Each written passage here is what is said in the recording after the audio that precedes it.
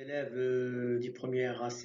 Alors, encore une fois, on va euh, faire une nouvelle leçon. C'est la leçon numéro 6 concernant la partie électrique, intitulée La résistance électrique.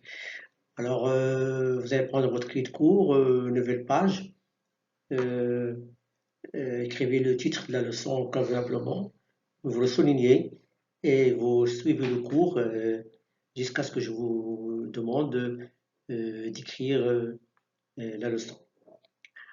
Alors, regardons ici. Alors, parfois, on trouve des plaques, des circuits électriques où il est mentionné quelques composants électroniques, comme ce genre-là, vous voyez bien. Alors, à quoi servent ces composants électriques? Alors, pourquoi le constructeur les a mis dans cette plaque des circuits électriques? Alors, c'est ça le but de notre leçon. Alors, ces composants-là s'appellent des conducteurs ohmiques. Alors, à quoi servent ces conducteurs ohmiques dans un tel? Alors, il y a des différentes sortes de conducteurs ohmiques. Alors, ce sont comment dirais-je, des composants sous la forme d'un cylindre où ils portent des anneaux de couleurs différentes. Alors, c'est quoi un conducteur ohmique? Quel est son rôle dans un circuit électrique? Et quel est le rôle des anneaux colorés qui se trouvent dessus? Alors, on va passer maintenant à la description et représentation.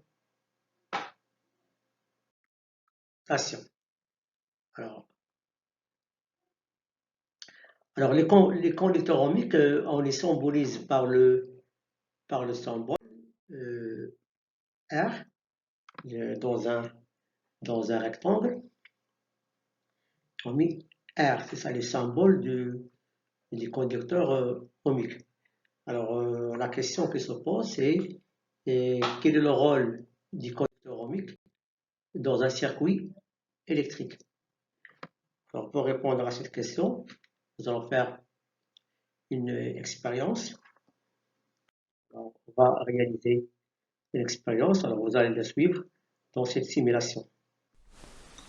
Bonjour, dans cette vidéo, nous allons découvrir quelle est l'influence, quel est le rôle d'une résistance dans un circuit électrique.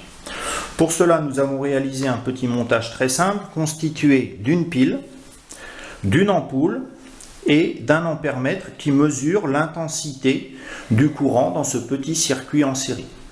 Initialement, il n'y a pas de résistance dans le circuit et l'ampèremètre indique une intensité égale à 0,22 ampères. J'ai indiqué ici que lorsque la résistance vaut 0, l'intensité vaut 0,22 ampères. Nous allons insérer dans le circuit une première résistance de valeur 18 ohms.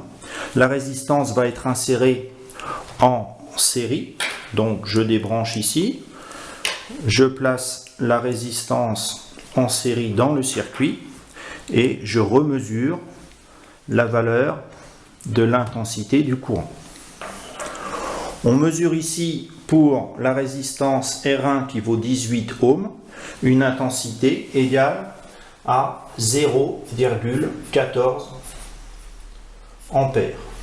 On peut remarquer que l'ampoule a diminué son éclat. C'est logique, l'intensité dans le circuit a diminué. On va maintenant prendre la résistance R2 égale à 26 ohms. Toujours en série, avec la résistance R2 égale à 26 ohms, l'éclat de l'ampoule est à peine perceptible et on mesure une intensité de 0,11 ampères. Donc l'intensité a encore diminué pendant que la résistance, elle, a augmenté. Et enfin, troisième et dernière mesure, on prend la résistance R3 de valeur 216 ohms que l'on insère toujours en série dans le circuit. Et ici, l'ampoule a cessé de briller, mais on mesure toujours un petit courant égal à 0,02 ampères. Donc on peut constater ici, et ça va être notre conclusion, que dans un circuit en série, plus la résistance est grande, plus l'intensité du courant est petite. Ce que l'on peut traduire par ce petit diagramme, quand R augmente, cela implique que I diminue. Alors j'espère que vous avez bien assimilé cette simulation mentionnée avec cette vidéo. Alors on va continuer la leçon, alors expérience. On va réaliser deux montages, montage 1 et montage 2. Bon, ici dans le montage 1, on a eu une lampe, voilà, et lampe L1 branchée en série avec un ampérimètre pour mesurer l'intensité de courant. Dans le montage 2, on a inséré un conducteur ohmique, voilà, R, en série. Donc on va fermer le circuit et on va mesurer l'intensité de courant dans le montage 1 et dans le montage 2.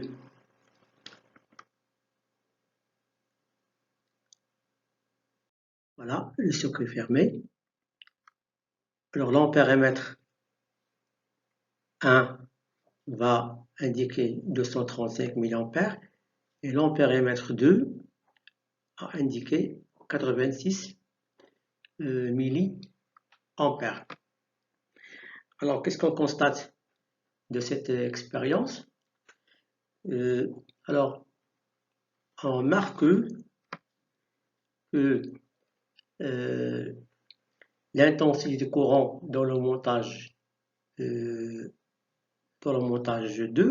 est inférieure à l'intensité de courant dans le montage 2. Pourquoi? Parce qu'on a inséré une résistance. Donc, on dit que le conducteur ohmique, son rôle, c'est de diminuer l'intensité de courant dans un circuit. Si on veut diminuer l'intensité de courant, on utilise un conducteur ohmique. Donc, comment dire, c'est un résistant. C'est un résistant, donc il diminue le courant. C'est pour ça qu'on l'appelle une résistance. Donc, on dit un conducteur ohmique, ou bien on dit une résistance parce qu'il résiste au courant électrique. Alors, vous allez prendre votre cahier de cours à la ligne. On va résumer tout ça. Grand 1, notion de résistance, de la résistance. Alors, petit 1, conducteur ohmique. Un conducteur ohmique est un dipôle de forme cylindrique dont les deux bords sont identiques. Alors, le symbole normalisé du conducteur ohmique est, bon, tout le monde le sait, c'est R dans un rectangle. Ça. Rôle des conducteurs ohmiques. Alors, nous avons dit que le conducteur ohmique est un dipôle qui résiste au courant, qui diminue l'intensité du courant. Alors, on va refaire les schémas des deux expériences qu'on a vues tout à l'heure. Alors, petite A expérience, on réalise les deux montages suivants. Voilà le montage 1 et voilà le montage 2. On écrivez ça sur le cahier de cours, tranquillement.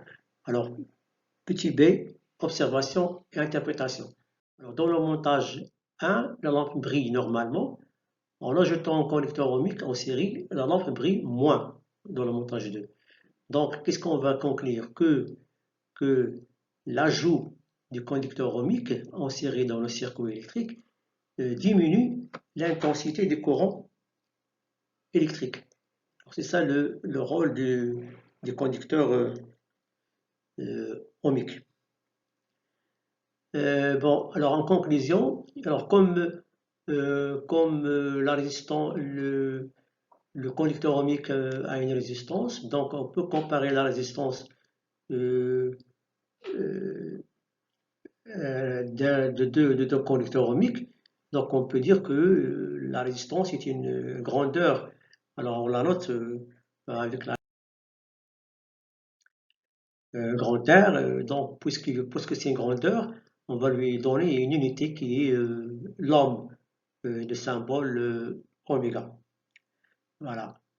Un conducteur ohmique est caractérisé par une grandeur électrique appelée résistance. Alors cette grandeur se note grand R. Et son unité est l'ohm de symbole oméga.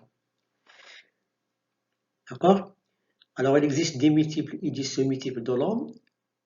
On peut les mentionner dans un tableau de conversion.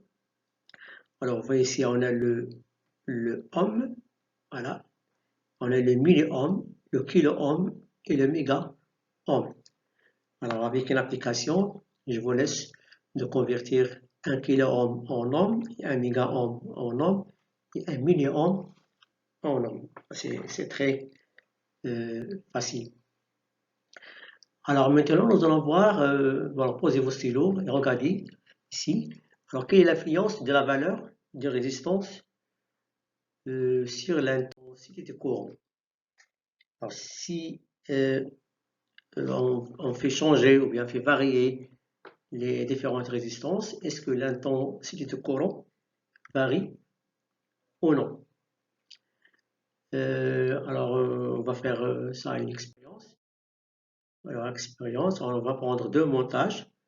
Montage 1 et montage 2. On regarde ici. Montage 1. Ça, c'est le montage 2. Donc, on insère ici deux résistances, il y a deux connecteurs ohmiques. Dans le montage 1, la résistance est égale à 47 ohms. Et dans le montage 2, la résistance est égale à 100 ohms. Donc ici, on a deux connecteurs ohmiques. Le premier a une valeur de 47 ohms et le deuxième a une valeur de 100 ohms. Donc on va mesurer l'intensité de courant dans le montage 1 et dans le montage 2. Bien sûr, avec l'ampérimètre. Alors, regarde ici. Alors, dans le montage 1, l'intensité de courant est égale à 125 mA. Par contre, dans le montage 2, l'intensité de courant vaut 65 mA. Alors, qu'est-ce qu'on remarque? On remarque que l'intensité de courant a diminué. D'accord? Elle était 125, maintenant elle devient 65, parce qu'on a augmenté la valeur de la résistance. Donc, tant qu'on augmente la valeur de la résistance, l'intensité du courant diminue. C'est ce qu'on a vu dans la vidéo de tout à l'heure. Alors, à la ligne, remarque, alors plus la valeur de la résistance présente dans un circuit est élevée, plus l'intensité du courant électrique dans ce circuit est faible. Alors maintenant, si on place la résistance dans n'importe quel endroit, alors l'intensité de courant ne change pas. Donc le sens et la place de branchement d'une résistance dans un circuit n'influent pas sur la valeur d'intensité du courant électrique. Même si on change, on inverse les bornes de la résistance, ou bien si on place la résistance dans telle place d'un circuit en série, alors la valeur de l'intensité de courant ne varie pas. Alors, comme on sait que la résistance a une unité, est une grandeur mesurable, donc il a besoin d'un instrument de mesure. Alors, posez vos stylos et regardez ici. Alors, une mesure de la résistance électrique. Donc, pour mesurer la résistance électrique, on a besoin d'un appareil appelé ohmmètre. Comme ce genre, ça c'est un appareil digital, ou bien on peut utiliser un multimètre, comme ça. Alors on va suivre cette vidéo pour bien savoir comment on mesure la résistance d'un conducteur ohmique. Nous allons aujourd'hui mesurer la résistance d'un résistor ou d'un autre dipôle. Donc nous allons prendre le multimètre que nous avons déjà utilisé en fonction voltmètre et en fonction ampèremètre. Nous allons aujourd'hui l'utiliser en fonction ohmmètre.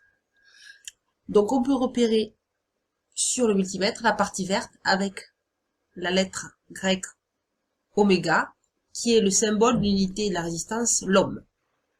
La particularité, c'est que l'ohmmètre s'utilise hors du circuit. Donc nous allons directement connecter notre dipôle à notre ohmmètre. Et nous allons commencer par le calibre le plus élevé. Donc ici c'est 2M, mais ici on a M majuscule, donc ça veut dire 2 mégaohms, 2 millions de ohms. Donc ici, il affiche une valeur de 0. C'est pas que la résistance est nulle, c'est que le calibre là est trop grand, d'accord, pas assez précis. Donc nous allons diminuer. Encore. Et là nous voyons apparaître 0,02. Et là, nous sommes sur le calibre 20 kOhm. Donc nous pouvons encore diminuer ici pour arriver finalement sur le calibre 200 ohms. Et donc nous avons une résistance d'une valeur de 27,3 ohms. Si nous changeons de résistor, donc on peut repérer que les résistors en fait ils ont des bandes colorées. C'est ce qui indique des valeurs différentes. Donc je change et ici, l'appareil affiche un 1 quand je suis sur le calibre 200. Alors à la différence de l'ampèremètre et du voltmètre, ce n'est pas dangereux pour l'appareil. Ça indique juste que la mesure de résistance est plus grande que 200 ohms, mais l'appareil n'est pas en danger. Donc je remonte ici, et donc on voit que sur le calibre 2 kOhm, j'ai un point, donc c'est une virgule, 0,221. Donc ici, ma résistance a une valeur de 0,221 kOhm. Alors dernièrement, je vais vous mettre l'interrupteur. Alors on voit ici que l'interrupteur ici est en position ouverte. Et on s'aperçoit que même si je prends le calibre le plus grand, 2 mégohms, ça affiche 1. Ça veut dire que la valeur, la résistance de l'interrupteur ouverte est supérieure à 2 mégohms. Et bien oui, effectivement, interrupteur ouvert, il y a de l'air. Bon, l'air est un isolant, donc résistance extrêmement grande. Maintenant, je ferme l'interrupteur. Donc, c'est comme si je relie les fils, c'est comme si j'avais un fil. Et là, cette fois-ci, peu importe le calibre choisi, la valeur de la résistance d'un fil est nulle.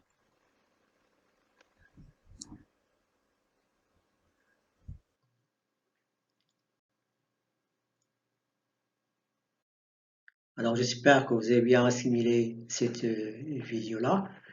Alors vous allez prendre votre cahier de cours. Alors grand 2, mesure de la résistance électrique. Alors petit 1, mesure de la résistance avec un ohmmètre.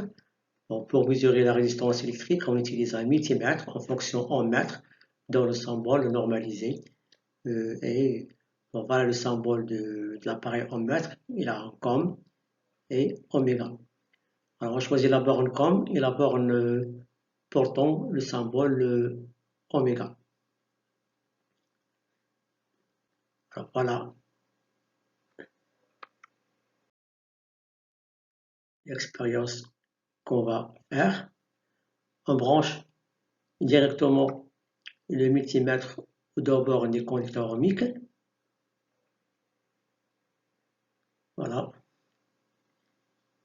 On choisit le calibre le plus élevé, puis on diminue celui-ci jusqu'à trouver le plus petit du calibre supérieur à la valeur de la résistance. Alors ça, on l'a vu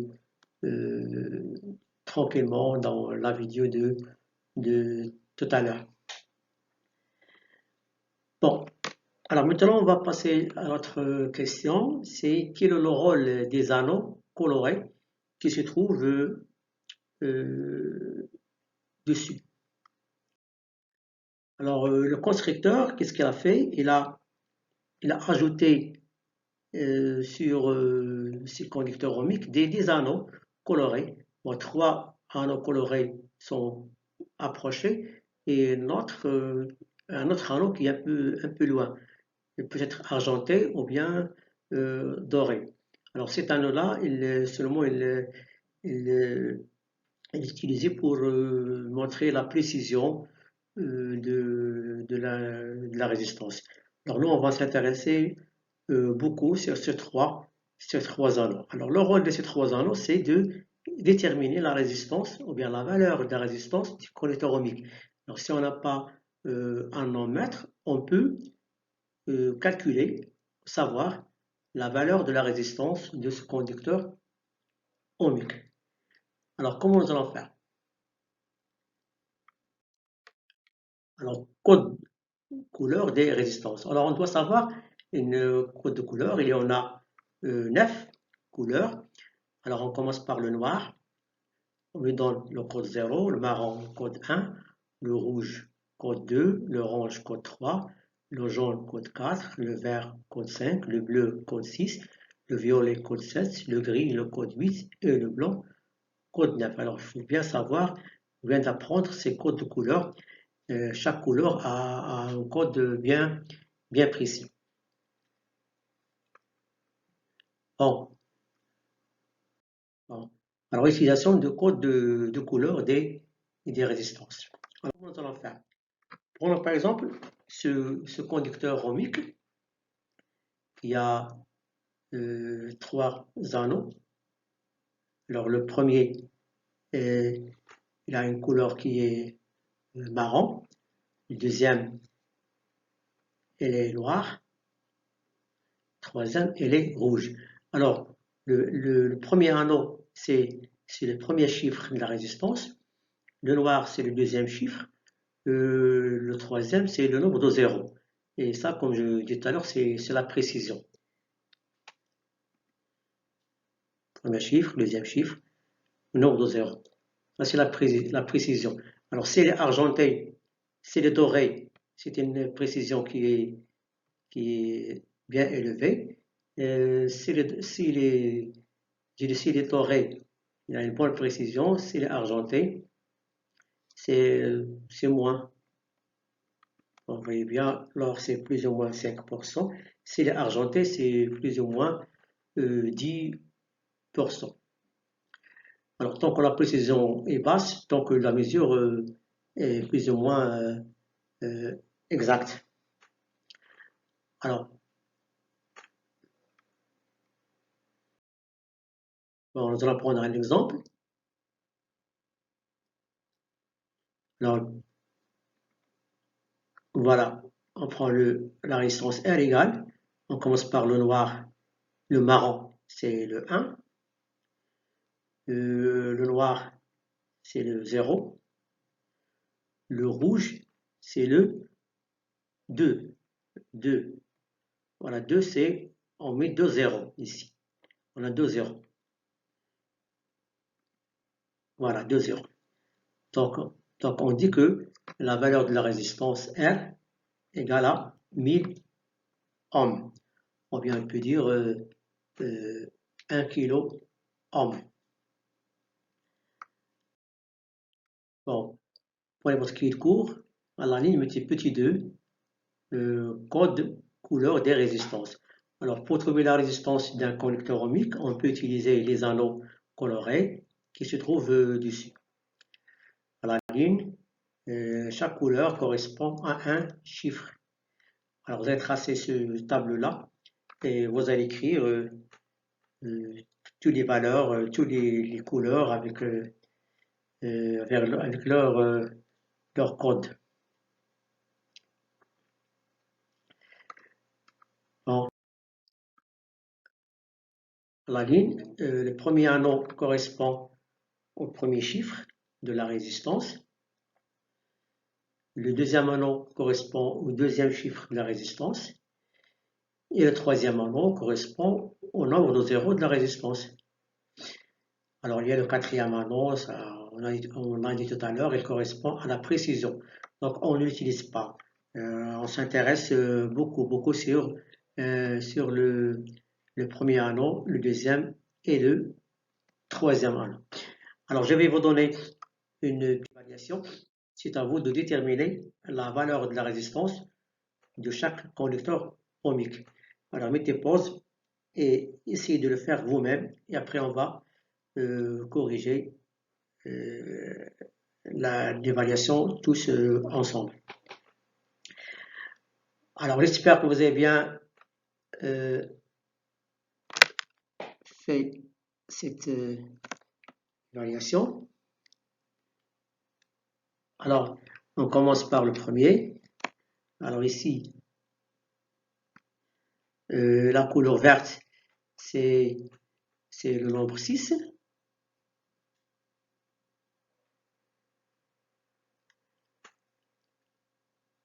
Non, c'est la couleur 5, pardon. C'est 5.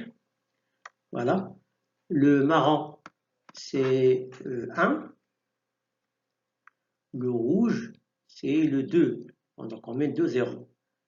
Et on va écrire que R égale 51 100 ohms.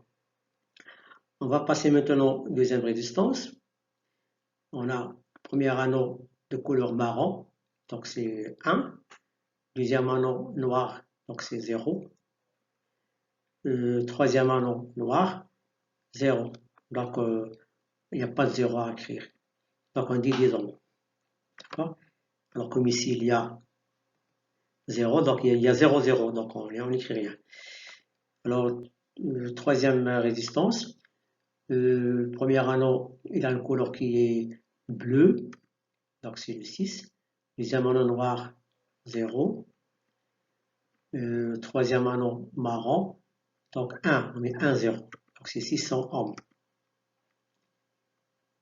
Voilà, c'est très simple. Dernière résistance, donc premier anneau jaune, donc il a une couleur jaune, donc c'est le code 4. Pardon, orange, c'est orange ça. C'est pas jaune, donc on a fait une erreur, c'est orange, donc c'est 3. Oui, 3. Deuxième anneau rouge, donc c'est 2. Troisième anneau qui est vert, donc c'est 5, donc on met 5, 0. Voilà, 5, 0. Donc la valeur de cette résistance, c'est 3 200 000 ohms. Alors, je une autre évaluation. Alors, c'est à vous de le faire vous-même sur le cahier d'exercice. D'accord? Alors, réfléchissez bien et tâchez de s'appuyer sur le tableau qui contient les codes de couleurs. Alors, d'ici là, je vous laisse et on se verra dans une autre leçon qui aura lieu prochainement. Alors, merci de votre attention. Après, je vais vous donner une série d'exercices qui concernent cette leçon que vous allez la faire vous-même après avoir appris bien votre cours. Alors, merci encore une fois et à bientôt.